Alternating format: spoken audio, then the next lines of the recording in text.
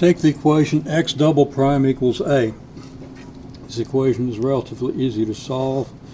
If we integrate x double prime with respect to t and integrate a with respect to t, where a is regarded as some constant which we can identify with acceleration if we wish. The derivative of x double prime with respect to t, if we regard prime as indicating a derivative with respect to t, an antiderivative of x double prime is then just x prime. Since the derivative of x prime is x double prime is an antiderivative of x double prime. And the integral of a with respect to t is at, and then we have an integration constant. We can then integrate x prime with respect to t, and that equals the integral of at plus c with respect to t. And we get antiderivative of x prime is just x. Antiderivative of at is 1/2 at squared plus ct. And now we're going to want another integration constant. We don't want to call this one c if we call this one c, so let's go back and call this one c sub 1 and call our second integration constant c sub 2. We see that in the process of doing two integrals here, we've obtained two integration constants. This allows us to put two conditions on our function. We could specify, for example, that the value of x at t equals 0 is 12 and the value of x prime at t equals 0 is 7.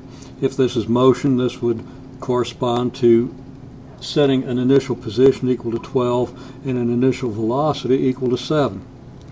So applying first this condition to our function, we get x equals 1/2 a times 0 squared plus c1 times 0 plus c2 equals, well, we have 0 here, 0 here. That's just c2, and that should equal 12.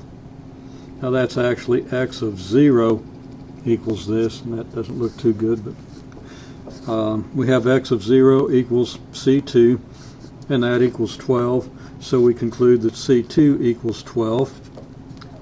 And x prime of 0, well, the derivative of this function is easily found to be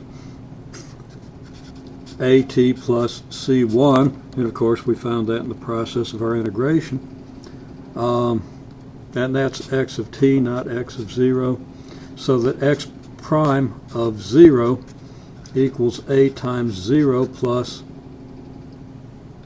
c1,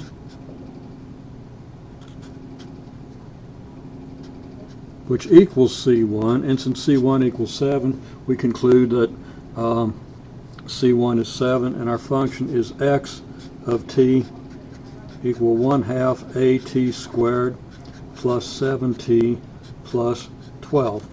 And we can verify that when t is 0, this function is equal to 12 as specified, and its derivative is equal to 7 as specified.